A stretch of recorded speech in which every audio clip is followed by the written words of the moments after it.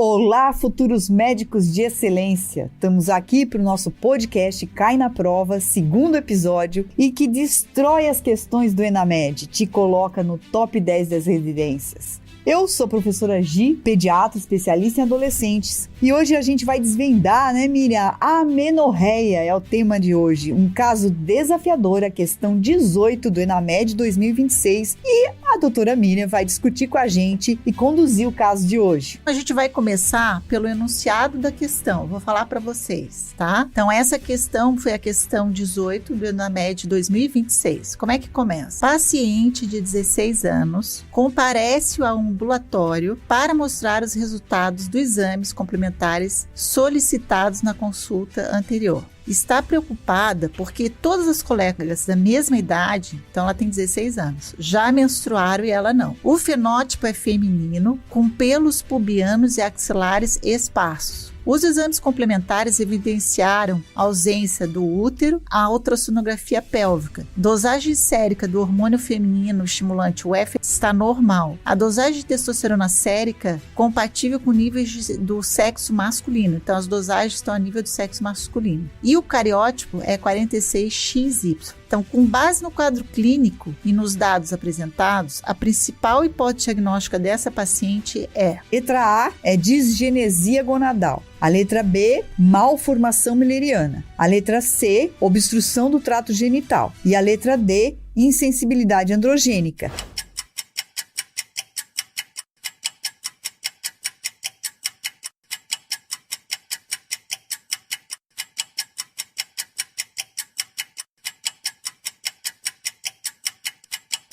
Bom, gente, então a primeira coisa é o seguinte: essa paciente ela tem 16 anos, né, Prof. Gi, e ela nunca menstruou. Então, é um caso típico no enunciado de amenorreia primária, quer dizer que ela nunca menstruou. Então, o que acontece? A primeira coisa é, se ela nunca menstruou, a gente está falando de amenorreia primária. Então, a primeira coisa é o conceito de amenorreia primária. Essa menina, ela já tem mais de 15 anos e tem caracteres sexuais secundários, não fecha conceito. Outra situação de amenorreia primária é se ela tivesse 13 anos, mas sem caracteres sexuais secundários. Então, são as duas hipóteses que eu penso em amenorreia primária. Ao dizer que é uma amenorreia primária, o conceito ela tem que ter 16 anos sem caracteres sexuais secundários. Ou mais, exatamente. Ou já ter 13 anos, mas sem caracteres sexuais secundários. São as duas hipóteses que eu considero amenorreia primária.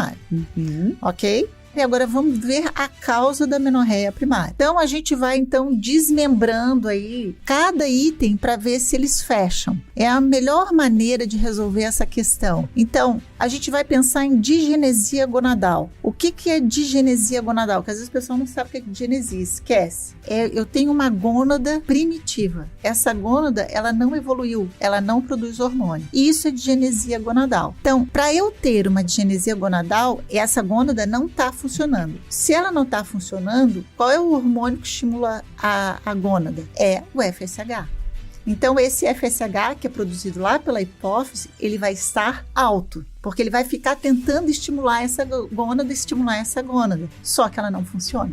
Que pode ser um ovário, pode ser um testículo. Exatamente. Eu tô falando em gônada porque esse paciente apesar de ter caracteres sexuais secundários de mulher, mas o cariótipo é 46XY. Então, eu não tô falando nem ovário, nem testículo.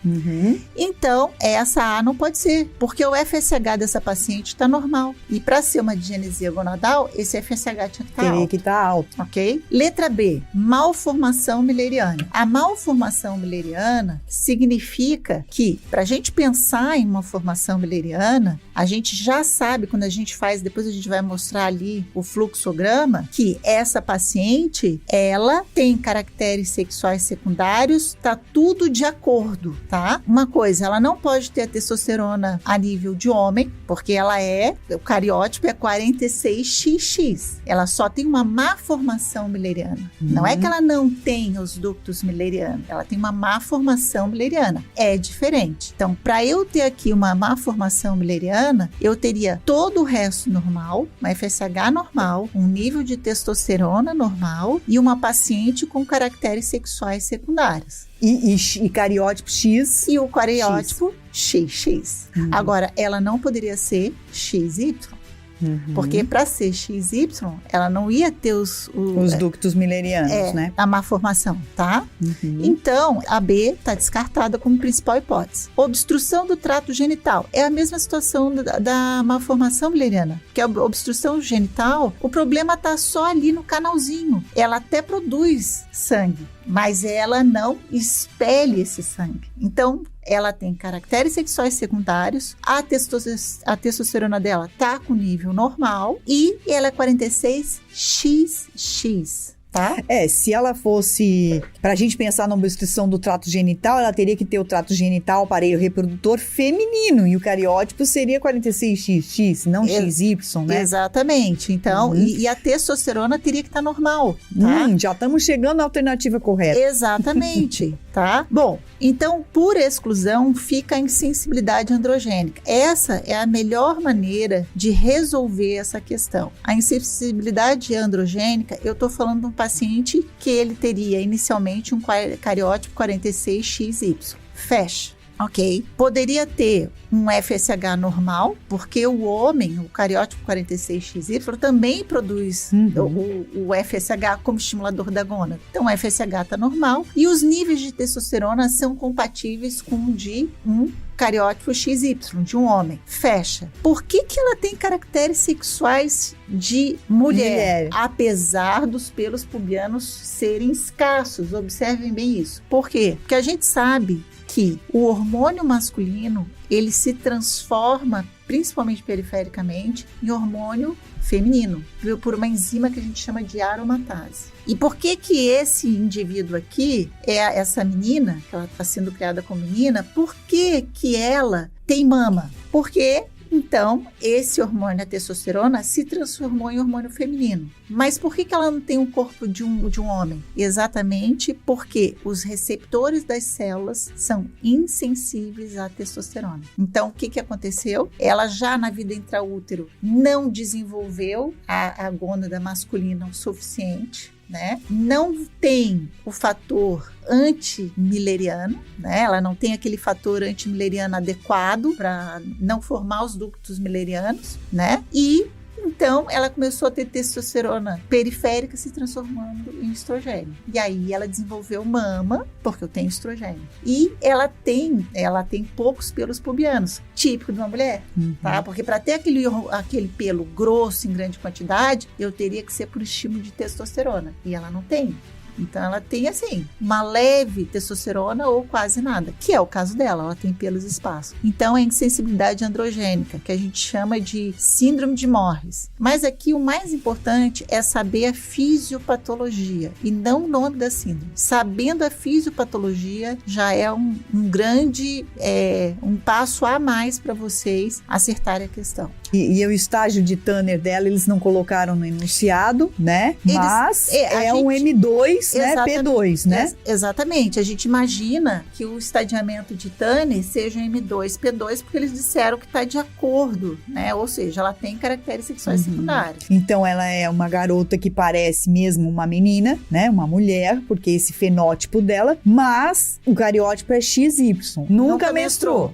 Mas ela tem, se ela está grávida, ok. Tem que eliminar primeiro a hipótese. Se a prolactina dela tá alta, dosar a prolactina, e se o TSH dela tá normal ou alterado. Descartar disfunção de tireoide. Descartei essas 3 situações e eu vou passar para o fluxograma. Vamos mostrar o fluxograma para dar uma resumida nesse assunto, que eu acho que fica bem mais fácil. Então, essa é uma paciente que ela não tem hormônio do tireoide alterado, não tem prolactina alterada e não está grávida. Então, vamos lá. O que eu vou ver? Eu vou fazer o exame físico dessa paciente para ver os caracteres sexuais secundários e vou ver se o ímã está pérvio. Vou fazer o exame físico, ver se a genitália dela é feminina, ver os pelos. Então, caracteres sexuais secundários. Essa é a primeira coisa. E se eu ficar em dúvida ainda se eu tenho lembra que eu falei desse caso aqui? Se eu tenho alguma dúvida, se a genitália interna, se ela tem canal vaginal, se o ímã é perfurado ou não, eu posso fazer um ultrassom pélvico ou transvaginal, dependendo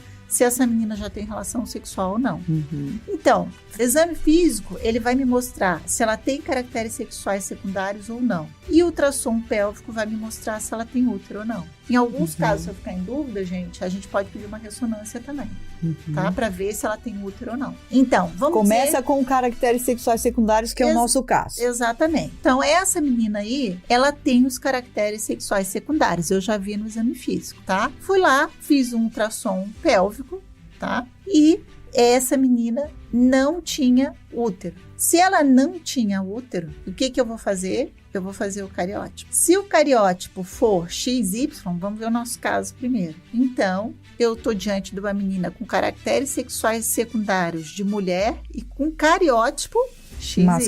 Masculino. Então, o que eu vou pensar? Numa insensibilidade androgênica. Ela produz testosterona, mas as células não respondem à testosterona. Então, essa testosterona que está sobrando aí vai se transformar em estrogênio. Por que a gente botou ali no finalzinho? Esse é um plus, tá? Que não tem aqui na questão. Botamos gonadectomia pós-puberdade. Porque essa menina pode ter ou não uma gônada primitiva. Essa menina com cariótipo perdida em algum lugar do corpinho dela, né? Que é um testículo que devia ter se desenvolvido, e eu preciso tirar ele. Exatamente, porque ele pode malignizar.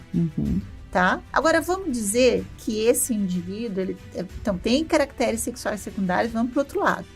E fizemos ultrassom e ela tem útero. Se ela tem útero, então ela tem caracteres sexuais secundários e ela tem útero, tá? Então, aí eu vou todo para aquela rotina amenorreia secundária. Vamos pensar que essa menina, então, fez o exame físico e ela não tem nada de caractere sexual secundário.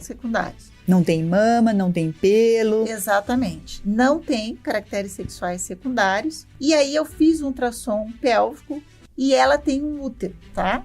Mesmo que esse útero pode ser até infantil, tem útero. Se ela tem útero, eu vou dosar o FSH. O FSH, o que o FSH vai me dizer? Se esse FSH ele tiver alto, significa que hipotálamo e hipófise estão funcionando. Significa que eles estão produzindo as gonadotrofinas. Então, se o FSH está alto, eu vou pensar numa causa gonadal, ok?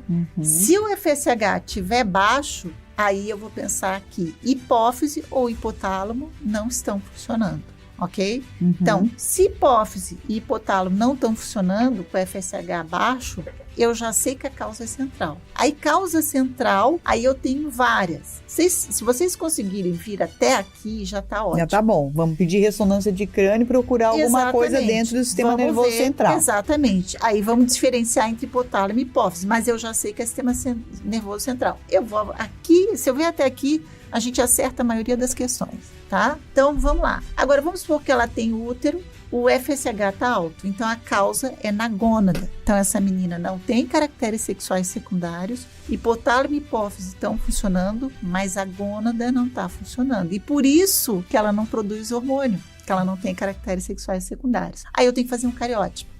Qual é a causa mais comum de uma menina, então, com problema na gônada, tá sem caracteres sexuais secundários? Síndrome de Turner. Então, é o cariótipo X0. Então, síndrome de Turner vai ter baixa estatura. Muito baixa, uma menina que não chega a 1,40 m, exatamente, se não for ela tratada. parou na infância. Você olha... Parece uma menininha pequena, né? Exatamente, até com um fenótipo um pouco andrógeno. Porque não tem caracteres sexuais secundários, né? Então, aquele corpo de criança, né? Geralmente, ela vai ter um útero infantilizado, é um útero primitivo, que a gente diz. E a gônada dela, ela é uma gônada primitiva, é uma digenesia gonadal. Então, quando essa gônada não se desenvolve, tá? Porque ela tem um problema de cariótipo, genótipo, tá? Certo? E se esse cariótipo for normal, o que está acontecendo? Aí eu vou ter um problema na gônada, tá? Ou seja, pode ser uma gônada não responsiva, tá? Essa é o que é o mais comum. É uma gônada que os receptores não respondem a FSH. tá? Então, ela não responde ao FSH. É como se o ovário não reconhece, né? Não tem reconhece. receptores para reconhecer o estímulo do hormônio folículo estimulante e ele não funciona. Não né? funciona, tá? Aí eu vou ter uma anovulação, ela não vai ovular e não vai produzir estrogênio, tá bom? Aí, nessas duas situações, o tratamento, porque tanto na síndrome de Turner como na insuficiência ovariana, o ovário não está funcionando. Então, Precisa dar hormônio. Vou ter que usar hormônio, senão ela vai ter osteoporose, não vai desenvolver, então não vai desenvolver caracteres sexuais secundários, a estatura vai ficar de uma criança. Então, para ela ter um desenvolvimento normal e chegar à fase adulta, fisicamente, ela vai precisar de terapia hormonal. Vamos dizer que essa menina, então, não tem caracteres e ela não tem útero. E o cariótipo dela é XY.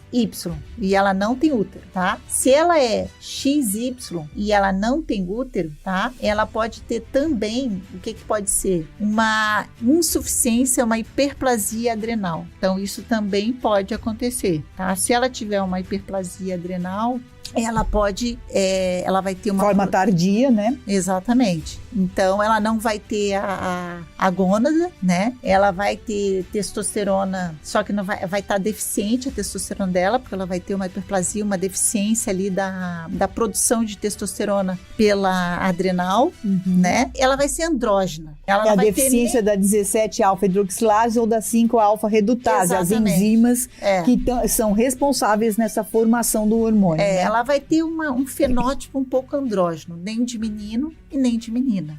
Tá? Então vai ficar aquela situação dúbia, mas também não vai desenvolver a genitália externa, porque ela não vai ter a produção de testosterona. Amenorreia primária na questão de hoje, tema complexo, né, Miriam? É um tema complexo. Nunca menstruou, primeira coisa a ver, exame físico, estadiamento de Turner. Tem caractere, não tem caractere. Segundo, vou ver como é que é por dentro, ultrassom pélvico, vejo se tem útero ou não tem útero. E depois eu vou dosar, né? Doso FSH, doso a parte hormonal e, se necessário, peço cariótipo. É isso? É isso. E vamos dizer que é bastante comum a gente ver na prática a amenorreia secundária. Na vida prática da gente, a amenorreia primária é uma das coisas mais raras, né, Miriam? Sim, é mais raro. Acho que isso é um ponto que a gente tem que deixar bem claro, né? Exatamente, com certeza. E o Enamed é isso, ele não quer decoreba, quer que você tenha lógica e a gente quer que você comente as suas dúvidas. A gente sabe que o tema é complexo, mas a gente trouxe a questão do Enamed e o objetivo deles é fazer com que a gente